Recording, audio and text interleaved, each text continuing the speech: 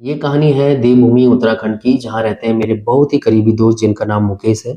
तो उन्होंने ये कहानी मेरे साथ शेयर की है, तो मैं ये आज कहानी आपके साथ भी शेयर कर रहा हूँ। कोटद्वार से, जो कि उत्तराखंड में है, वहाँ से जाता है 60 मीटर दूर सतपुली जाता है काम से।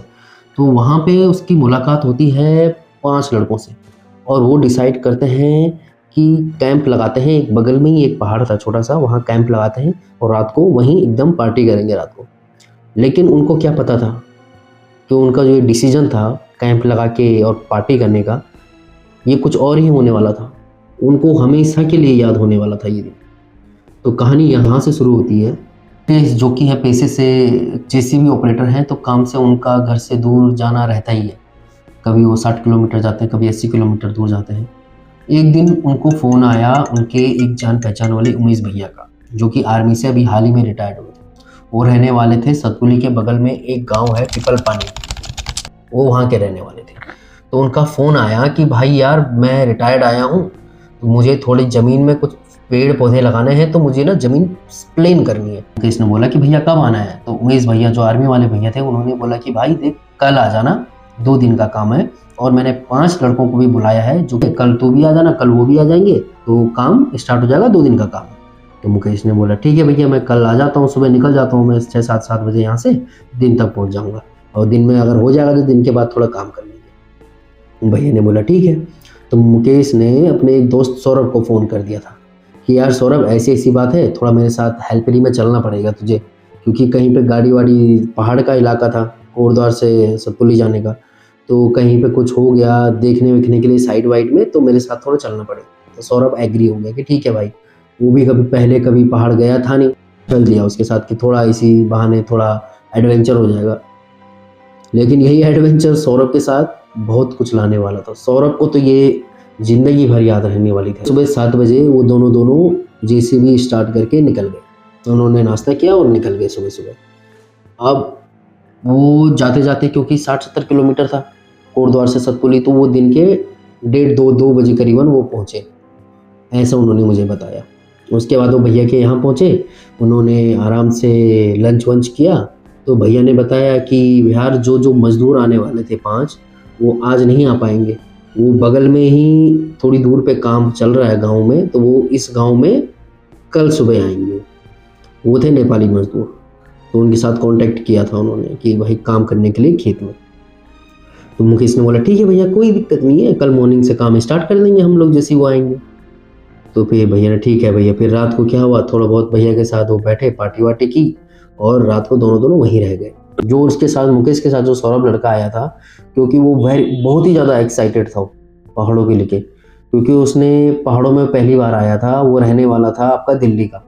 मुकेश को बार-बार बोल रहा था कि भाई यार ट्रैकिंग करने चलते हैं ना इधर, थोड़ा मज़ा आ जाएगा, थोड़ा पहाड़ों पे चलते हैं ऊपर, ये मज़ा आ जाएगा। तो मुकेश ने भाई कल देखते हैं ना, कल देखते हैं, कल जैसे काम-वाम हो जाएगा तो शाम को थोड़ा घूमने चल देंगे। सुबह 5 नेपाली मज़दूर थे, वो भी भैया के यहाँ आ चुके थे। अब सबने नाश्ता किया, क्योंकि वो नेपाली मज़दूर उसी दिन आए थे, तो सबने भैया ने सबको नाश्ता करवाया। नाश्ता करवाने के बाद जो सौरभ और मुकेश थे, वो नेपाली मज़दूरों से मिले और उनको पूछा कि भाई यार तुम अब रात को क्या तुम इधर ही रहने वाले हो क्या भैया के यहाँ? तो वो बोले कि नहीं यार, यहीं पे बगल में 100 मीटर दूर पे एक पहाड़ है, उस पहाड़ पे हमने टेंट लगाया है और रात को हम तो वहीं रहने वाले हैं। तो जो सौरभ था, सौरभ ने सुना मैं एक्साइटेड हो गया कि यार मुकेश चलना उधर ही रहेंगे, हम भी उन्हीं के साथ रहेंगे रात को। एकदम चिकन-विकन लेके जाएँगे, दारू-वारू लेके जाएँगे, उधर ही पिएँगे मस्त, उधर रहेंगे।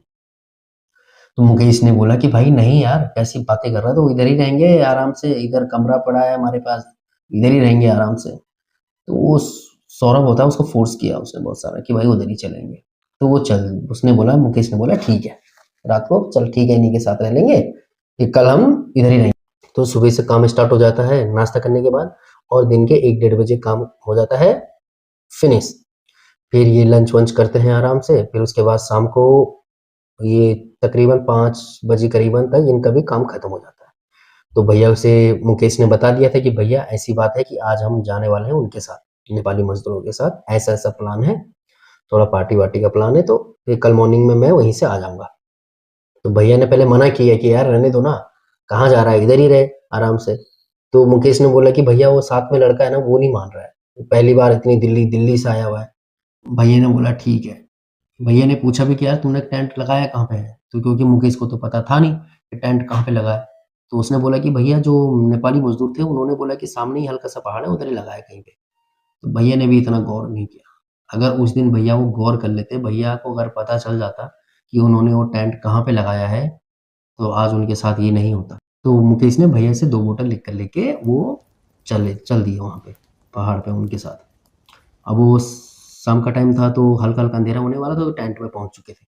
वहाँ पे पहुँचे तो उन्होंने देखा, मुकेश ने और सौरभ ने देखा कि यहाँ पूरा जो जहाँ पे टेंट लगा हुआ था एकदम क्लीन, साफ। तो उन्होंने नेपाली जो मज़दूर थे उनसे पूछा कि यार ये सुबह आके तुमने यहाँ पे पूरी झाड़ी-वाड़ी काट दी क्या? क्योंकि क्या होता है पहाड़ों में ज़्यादातर जो खाली पहाड़ होते हैं वहाँ पे झाड़ियाँ ही होती हैं, ऐसे साफ नहीं होता एकदम से। तो उन्होंने बोला कि नहीं यार, ये पहले से साफ था ऐसे ही यहीं पे, ऐसे ही साफ था। बस हमने जगह देखी, हमें तो पसंद आ गई, हमने टेंट लगा दिया। तो उन्होंने सोचा ठीक है यार, बढ़िया है और क्या चाहिए? आराम से रात को इधर काटेंगे, पार्टी-वार्टी करेंगे, मॉर्निंग में फिर काम पे चले जाएँगे। तो क्योंकि वो चिकन-विकन लेके आए थे तो सौरभ बोला कि यार चिकन तो मैं ही बनाऊँगा, मेरे हाथ का चिकन खा के देखना। तो सबने बोला ठीक है। चिकन बनाने के लिए चाहिए था उनको चूल्हा और चूल्हा बनाने के लिए चाहिए था उनका पत्थर। अब वो पत्थर ढूँढने लग गए। अब वो जैसे ही वो टेंट से थोड़ी दूर गए तो वहाँ पे उनको पत्थर मिले, मुकेश और सौरभ को। वो पत्थर रखे थे, गोल घेरे में रखे हुए थे, थोड़ा इस साइज़ के पत्थर थे। तो सौरभ ने बोला कि यार देख यहाँ पे यार लग रहा है कि हम ही नहीं है पार्टी करने वाले, और भी आते हैं यहाँ पे पार्टी करने वाले। तो सौरभ ने वो पत्थर उठा लिया। सौरभ ने पत्थर उठाया तो मुकेश भी वो पत्थर लेके चल दिए कि चूल्हा बना लेंगे। वो टेंट के सामने लेके चले गए। वहाँ पे उन्होंने उससे चूल्हा बना दिया और प्याज़, टमाटर-वमाटर सब कुछ रेडी कर लिया था नेपाली मज़दूरों ने। अब उन्होंने 1-1 2-2 पैक मार लिया था पहले उन्होंने। सौरभ ने चिकन बनाना स्टार्ट कर दिया। उसने पतीला-वतीला रख लिया था चूल्हे में, चिकन-विकन डाल दिया और बनाने लग गया। 5-10 मिनट बाद मुकेश का फ़ोन आ गया घर से। तो मुकेश बात करने के लिए थोड़ा सौरभ से थोड़ी दूर पे चले गए। तो 5-10 मिनट उसने बात किया। घर बात ही कर रहा था वो। मुकेश बता रहे थे कि मैं घर बात कर रहा था। तो मैंने सौरभ को देखा तो सौरभ चुपचाप बैठा हुआ था। उसके हाथ में एक लकड़ी का डंडा था। वो लकड़ी का डंडा हाथ में ही था उसके। वो हिल भी नहीं रहा था, चुपचाप था। फिर 1 मिनट बाद मुकेश ने देखा कि जो हाथ में उसका डंडा था लकड़ी का, उसने फेंक दिया और चूल्हे में हाथ डाला और गरमा-गरम अंगारे अपने हाथ में पकड़ लिए और उफ़ तक नहीं किया, चिल्लाए तक नहीं। मुकेश भाग-भाग के गया। मुकेश ने बोला, "भाई क्या कर रहा है तू? अंगारे छोड़।" उसके हाथ से अंगारे छुड़वाए। जैसे अंगारे छुड़वाए उसके हाथ से वो ज़ोर-ज़ोर से चिल्लाने लग गया। उसकी उसको चिल्लाता देख जो और मज़दूर थे वहाँ पे नेपाली मज़दूर वो भी सामने आ गए। मुकेश बताते हैं जैसे ही वो चिल्ला रहा था ना इतनी ज़ोर से, ऐसा लग रहा था मानो उनकी चारों तरफ कोई साया या कुछ ना कुछ तो था कि जो दौड़ रहा था। एक अलग ही आवाज़ आ रही थी छप, छप, छप, छप, छप, छप जैसे कि कोई उनके चारों तरफ दौड़ रहा हो। और एक अजीब-सी आवाज़ आती है सौरभ के मुँह से कि तुम लोग यहाँ क्यों आए हो? यह आवाज़ सुनते ही बल हमारे सबके रोंगटे खड़े हो गए, क्योंकि ये सौरभ की आवाज़ नहीं थी। ऐसा लग रहा था कि सौरभ के अंदर कोई आया हो और वो बोल रहा हो। मुकेश बोले मैं तो पूरी तरह डर चुका था। मेरे पसीने छूटने लग गए थे, मेरे हाथ काँपने लग गए थे कि ये क्या हो गया इसको? और वो ज़ोर-ज़ोर से चिल्लाने लग गया और बोला कि तुम लोग यहाँ क्यों आए हो? कौन हो तुम लोग? तुमने मेरी पवित्र जगह को अपवित्र कर दिया। क्या चाहिए तुम लोगों को? यहाँ क्यों आए हो? चले जाओ यहाँ से मेरी जगह से। यह सुनते ही सब सन्न हो गए, सब चुप हो गए। लेकिन जो उनमें से एक नेपाली मज़दूर था, वो जानता था कि उसके साथ कुछ गलत हुआ है। तो वो सामने आता है और कुछ अपनी लैंग्वेज में बोलता है। पता नहीं क्या बोलता है, कुछ देवी-देवता टाइप का कुछ मंत्र पढ़ता है। तो सौरभ शांत हो जाता है और सौरभ शांत होके बोलता है, "तुमने बहुत गलत किया है, तुमने बहुत गलत किया है। तुमने मेरी पवित्र जगह को अपवित्र कर दिया।" तो सब लोग उनसे माफ़ी माँगते हैं। सब लोग माफ़ी माँगते हैं कि हे हमें माफ़ कर दो। हमें माफ़ कर दो, हम ऐसा कभी नहीं करेंगे दोबारा। ऐसे माफ़ कर दो। आज गलती हो गई, दोबारा नहीं होगी। ले सौरभ बोला, "ठीक है, मैंने तुम्हें माफ़ किया, लेकिन आइंदे कभी भी अगर तुम यहाँ पे आओगे, तो जो कुछ भी बनाओगे, जो कुछ भी खाओगे तो पहले मुझे चढ़ाओगे, तब फिर तुम खाओगे।" सब रेडी हो गए। उसके बाद सौरभ शांत हुआ और उसको सब लोग ले जाके टेंट में सुला दिया। रात भर उसको फ़ीवर रहा। रात को किसी को नींद नहीं आई, मुकेश बता रहे थे। सो नहीं पाए कोई भी रात भर। सुबह उठते ही सबने ब्रेड खाया, लेके आए थे सौरभ और मुकेश तो ब्रेड और चाय पी और उसके बाद भैया के यहाँ काम पे चले गए। वहाँ पहुँचते ही ये सारी बात उन्होंने भैया को बताई। भैया बोले, "भाई यार तुमने ये क्या कर लिया? तुम वो जो वहाँ पे एक पहाड़ है उस पहाड़ पे गए थे क्या?" बोला, "हाँ।"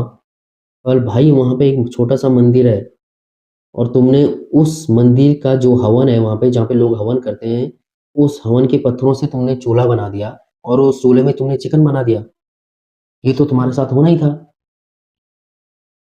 सब ये सुन के ना सबके होश उड़ गया। कुछ बोला नहीं गया किसी से। तो भैया ने बोला कि ठीक है यार, अब हुआ जो हुआ वहाँ पे तुमने माफ़ी माँग ली ना, अब रात को तुम वहाँ मत रहना। रात को तुम सीधा सब लोग यहाँ नीचे आ जाना। सबने बोला ठीक है भैया, हम तो नीचे ही आएँगे आज। तो अब दिन का टाइम हो गया। अब दिन में क्या था वहाँ पे टेंट वेंट लेने के लिए सबने जाना ही था। तो मुकेश ने बोला कि भाई तुम लोग जा ही रहे हो वहाँ पे, एक काम करना, वहाँ पे ना जाके ना वो बना देना, पुलाव बना देना। वहाँ पे खाएँगे, हम भी आएँगे उधर ही, अब साथ में सब टेंट वेंट लेके आ जाएँगे। लेकिन उस चूल्हे में मत बनाना, दूसरे चूल्हे में बनाना, उन पत्थरों में मत बनाना। तो ठीक है, तो सौरभ भी चला गया और सौरभ के साथ एक और लड़का था, 2 नेपाली लड़के और थे, वो तीनों चल दिए। सौरभ और जो 2 लड़के थे नेपाली, वो टेंट में गए और उन्होंने सब्जी-वब्जी काटी, जो भी था उनके पास बीन्स-विन्स और पतीले में चावल रख दिया, बाहर में दूसरे चूल्हे में और सब लोग अंदर बैठ गए। तो मुकेश और जो 2 बाकी 2 लड़के जो बचे हुए थे, वो सब टेंट में पहुँचे और टेंट में पहुँचे तो मुकेश बता रहे थे कि उन्होंने देखा कि जो बर्तन है चावल का, वो चूल्हे में रखा हुआ था, दूसरे चूल्हे में। तो उन्होंने बोला कि ठीक है भाई, अब ये जो वेज बिरयानी खा के टाइप का और उसके बाद हम चले जाएँगे नीचे, सब टेंट वेंट फोल्ड करके सब। तो धीरे-धीरे सब सामान इकट्ठा करने लग गए। इतने में एक आवाज़ आई बाहर से। जैसे ही सब बाहर आए देखे तो देखा जो चावल रखा हुआ था चूल्हे में, पूरा उल्टा हो गया और जो आग जल रही थी पूरी बंद हो गई। पूरी जो चावल बिरयानी थी उनकी पूरा चूल्हे में गिर चुका था और जो सौरभ अंदर था वो फिर चिल्लाने लग गया ज़ोर-ज़ोर से, उसी आवाज़ में जो रात को था। सब भाग-भाग के अंदर गए सौरभ के पास। वो समझ चुके थे कि कुछ ना कुछ तो गड़बड़ है। दोबारा हमने कुछ ना कुछ तो गड़बड़ किया है हमने, क्योंकि हमने उस चूल्हे में तो बनाया नहीं, हमने दूसरे चूल्हे में बनाया। लेकिन फिर भी ये हुआ है, कुछ ना कुछ तो गड़बड़ है। वो सौरभ के पास गए, उनको पूछा, "भाई साहब क्या हो गया? क्या हुआ? क्या हुआ?" तो वो बोला, "तुमने मेरी बात नहीं मानी। मैंने तुम्हें बोला था कि कुछ भी खाओगे, कुछ भी बनाओगे तो पहले तुम मुझे चढ़ाओगे। तुम लोगों ने सुबह क्या खाया था? तुम लोगों ने मुझे नहीं चढ़ाया। अब देखना तुम, मैं तुम्हारे साथ क्या करूँगा।" ये सुन के सबके होश उड़ गए। फिर जो जो तो नेपाली वाला था उसने माफ़ी माँगी। उसने फिर पूजा की उसने कि हमें माफ़ कर दो ये तब जाके वो शांत हुआ और उसके बाद हमने फटाफट सबने टेंट इकट्ठा किया और हम सब भैया के यहाँ भाग गए। खाना सब वहीं पड़ा रहा। वो बर्तन भी हमने लिया और भाग गए। जो एक रात और जो दिन में हुआ ना, वो डरावनी चीज़ें आज भी मुकेश को याद हैं। लेकिन उससे ज़्यादा याद है सौरभ को। वो बताते हैं कि सौरभ कभी भी आज के टाइम पे जब भी दिल्ली से आते हैं ना, तो वो कभी नहीं बोलते अब कि चलेंगे भाई चल एडवेंचर पे चलते हैं, पहाड़ पे चलूँगा मैं तेरे साथ घूमने के लिए। उनको आज भी वो चीज़ याद है और वो बोलते भी हैं कि मेरे को कुछ अलग सा लगता है आज भी। और मुकेश तो बोलते ही हैं कि जब भी मैं आज के टाइम पे कभी भी पहाड़ों में जाता हूँ जेसीबी लेके, तो वो डरावनी आवाज़ें आज भी मेरे को सुनाई देती है। तो दोस्तों ये थी उत्तराखंड के कोटद्वार के रहने वाले मुकेश की सच्ची कहानी जो कि मेरे बहुत ही करीबी दोस्त हैं। ऐसी ही सच्ची कहानियाँ मैं आपके साथ लाता रहूँगा। अगर आप लोगों के पास भी ऐसी कुछ भी सच्ची कहानी हो, डरावनी कहानियाँ, तो प्लीज़ मेरे को कमेंट करें।